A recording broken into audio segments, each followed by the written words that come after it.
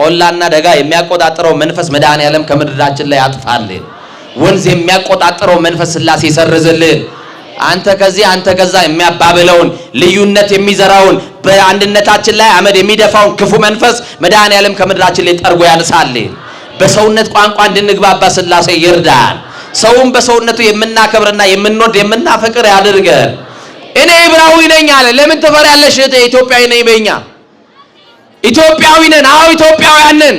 የኢትዮጵያ ተስፋ የኢትዮጵያ አምላኳ እግዚአብሔር ነው። በመጽሐፍ ቅዱስ ስሟ ተጽፏል። ኢትዮጵያ ታላቅ ሕዝብ ናት፣ ታላቅ ሀገር ናት። የመለኮት ጥበቃ ያልተለያት ሀገር፣ ስብሐተ እግዚአብሔር የሚደርስባት ሀገር፣ 365 ቀን የእግዚአብሔርን ስም ስትጠራ የምትውል የምታድር ሀገር ኢትዮጵያ። በአንተ የተነሳ ግን ነፋሷ በዛ። በአንተ አለመታዘዝ ምክንያት መርከቧ ሰላም አጣች። አንተ እግዚአብሔርን ባለመስማት ምክንያት ኢትዮጵያ እጆቿን ወደ እግዚአብሔር ትዘረጋለች አለ። ለጸሎት እጅን ከዘረጋ ስንት ጊዜ ሆነ?